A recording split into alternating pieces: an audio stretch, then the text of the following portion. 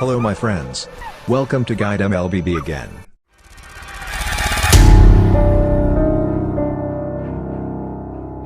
A channel that discusses all about Mobile Legends Bang Bang. How are you today guys? I hope you're good.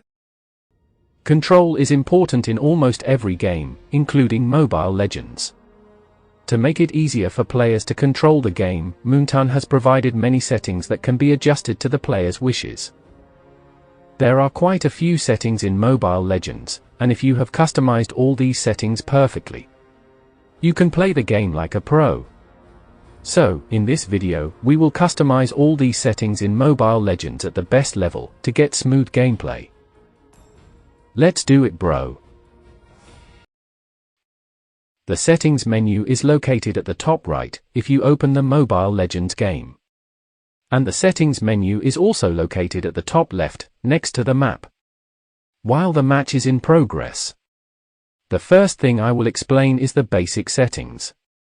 After Moonton updated this game, the settings became more and more perfect.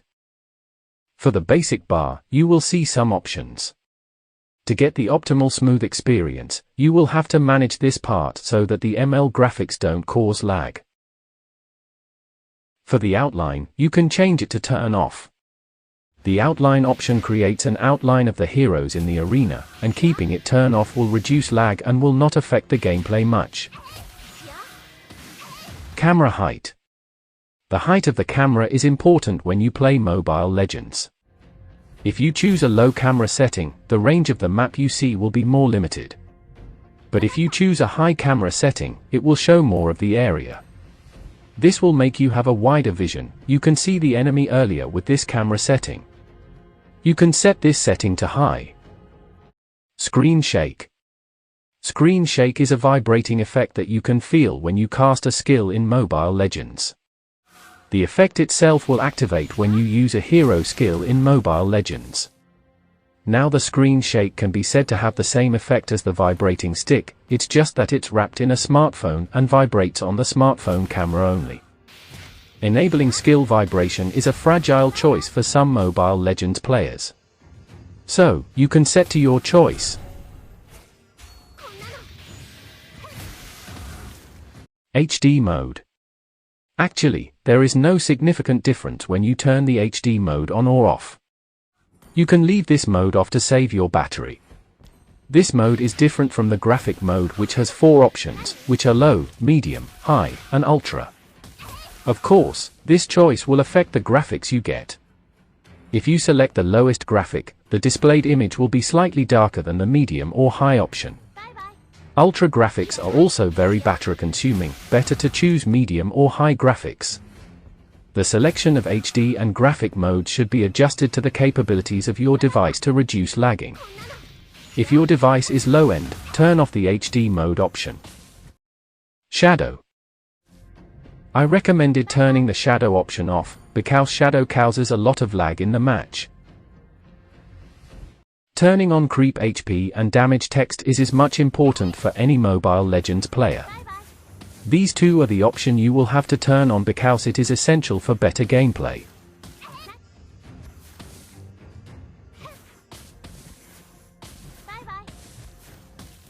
Colorblind filter. The colorblind filter will change the color of the HP bar, making it more recognizable to them. Low resolution optimization. When you enable this setting, it will increase the frames per second in your team's matches. Refresh rate. I recommended set this setting to high. When activated, then the refresh rate of Mobile Legends, which is restricted on 30 frames per second, can increase to a higher level, which is 60 FPS. With high FPS, automatically the movement in-game looks smoother. You can put the graphics to smooth or medium. If you are content creator, you can set it to high or even ultra. Next setting is control setting. We will weigh the pluses and minuses of the 3 aim control modes, then compare them with each other. Number 1, Free Aim. Free Aim is the first Mobile Legends aim control setting used after installing the game. Since in general novice players have little understanding of the mechanics of the game, a simple aiming method that does not require much effort on the part of the user will suit them very well. Free aim has only one button, the attack button. Once pressed, the player will immediately attack the prioritized target. If there is an enemy hero nearby, the priority will automatically shift to that hero. Since this method of aiming is intended for beginners, it has the disadvantage of a lack of freedom and flexibility. For example, a player who only wants to farm minions, attack towers, or kill creeps, is forced to attack the opponent's hero if the hero is nearby. Compared to other aiming methods, free aim is only ideal for training new players. Number 2, Advanced Aim. Advanced aim is used by mostly intermediate and professional players. This aiming method provides more extensive control but is less complicated. Therefore, the advanced aim method is the most commonly used method.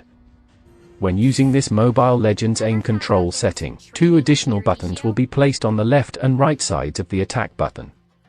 The buttons are the minion attack button and the turret attack button. As the name suggests, pressing the button will make the player attack a specific type of target, regardless of whether there is an enemy hero nearby or not. With the addition of this option, you will have the option to attack any unit you want. This aiming method has no glaring drawbacks.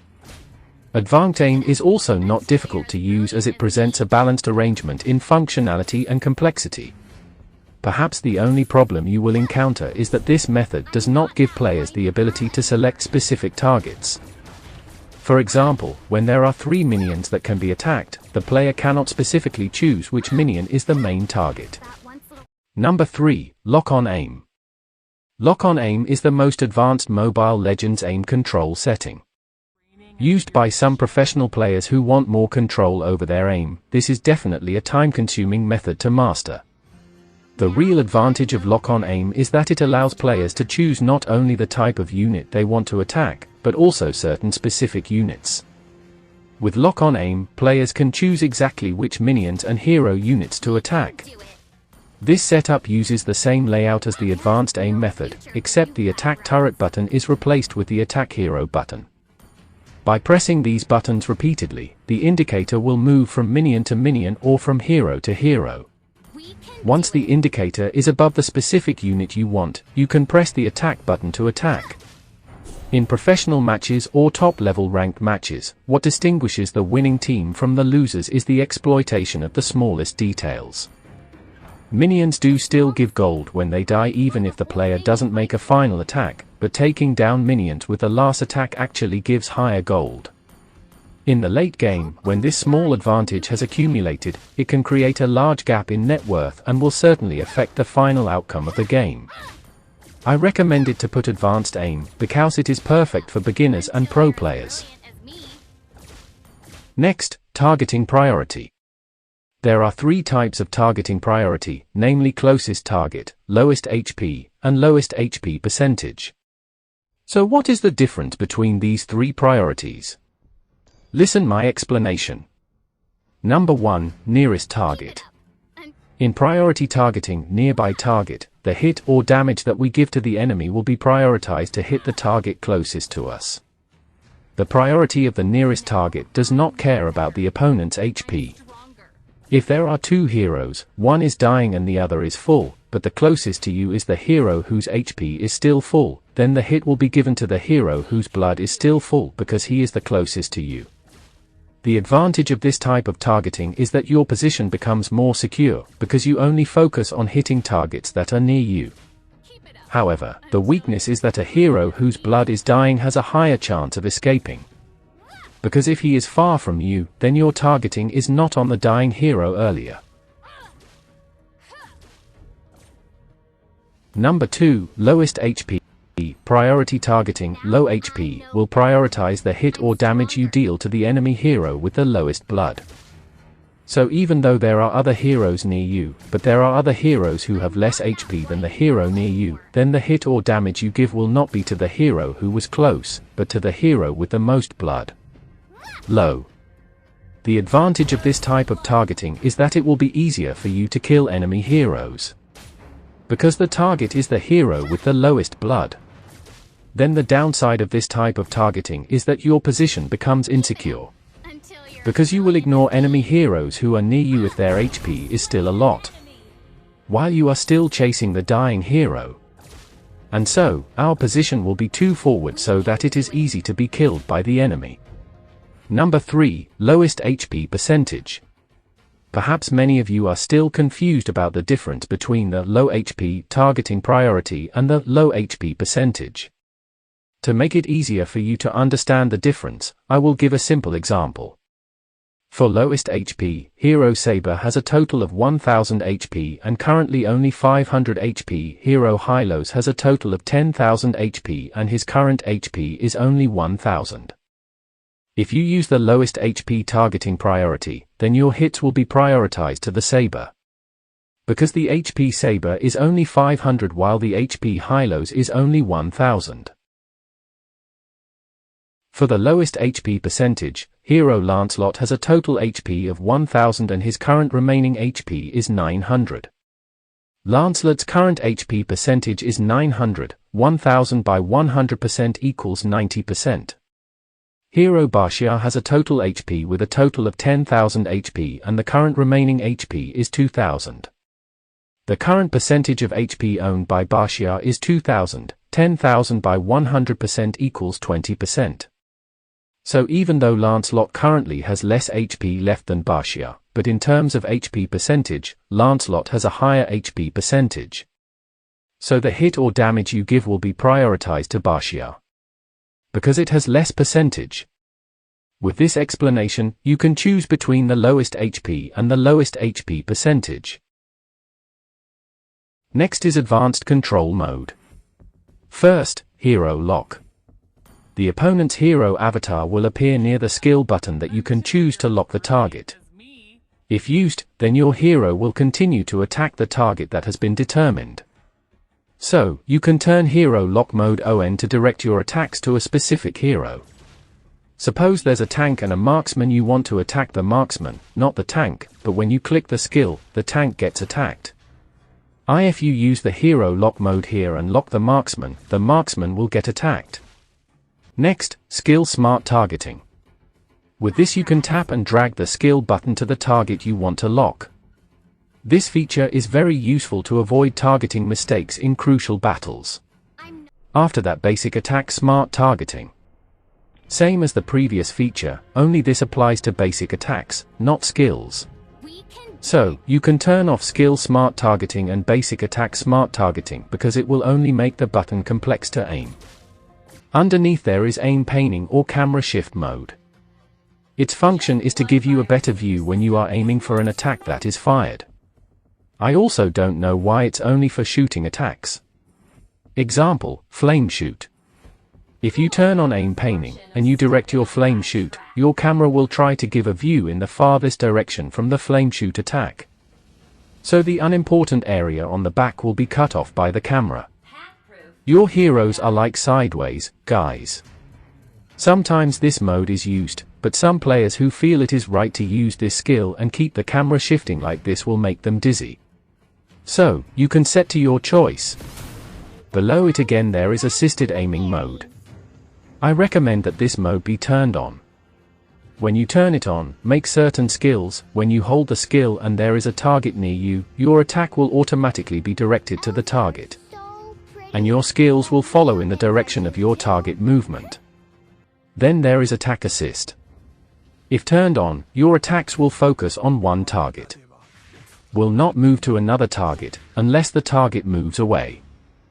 Usually this setting is used for heroes whose play has to chase opponents, such as assassins whose attack types are closer, so that when you attack, then while reflexively pressing basic attacks continuously. If there is a hero who is not your target, your hero will not attack a unit that is not your target. But if this mode is turned off, your hero will immediately move to the nearest target, if your target is far away. I suggest turning off this mode so that your hero is easy to attack the opponent's hero. And this mode must also be turned off if you play heroes whose basic attacks are quite unique, such as Irithel and Wanwan. Irithel's basic attack is quite close. If you turn on this mode, sometimes your basic attack will make Irithel confused. Then for Moonton whose attacks are basic attacks, this mode must also be turned off. Because if you turn it on, and your target is far away, Moonton will be a bit stuck in her way. Then there is the joystick position skill. Actually these settings are different, but will not affect you how you play. If the fixed position, your skill joystick circle will always be in the middle of the skill. But if the tap position, the middle position depends on where you tap the skill. This mode is actually useless. And some of the pro players used fixed positions. Down again, there are auto upgrade and auto buy. For both of these settings, I suggest turning it off. Useful for buying items and leveling up by yourself. It's really weird when it's turned on, with the ones playing, but it has to be regulated by Moonton. Then, joystick settings. Its function is to adjust your analog. If turned off, when you tap the screen to the left, the joystick position will move to the point where you tap the screen. But if it is turned on, your joystick will stay there, won't move. I recommended to turn on your joystick. Then there is HP shift and HP lock. For HP shift, this feature will create certain positions, especially on Lord, Turtle, and Turret. If you turn it on, the HP bar on a certain unit will shift following your hero's shift for a certain distance, so you can still see the unit's HP bar. If this feature is turned off, the HP bar will stay on top of the unit. For HP lock, the function will bring up the HP unit bar above your screen, whose position remains like this. If I prefer to turn it on, so that you can control how much HP Lord bar is still. Then, skill will set up. If the sensitivity of this feature is higher, the movement of your skills will be faster. Below it again there is cast cancelling. There are two modes in this feature. The first, you have to point to the cross if you want to cancel the skills. Secondly, you have to direct the skill away from the skill radius. I prefer to use the first feature. But, I do not force you to follow it, choose according to your convenience. The last one, camera movement settings. The higher the sensitivity, the farther the range. Enough video from me. I'm the guide Mlbb. We will come back again on another occasion on the same channel to discuss the latest gaming tutors for you ML gamers. See you soon. Thank you guys for watching this video. Don't forget to press the subscribe button and turn on the notification to get other exciting videos from the Guide Mlbb channel.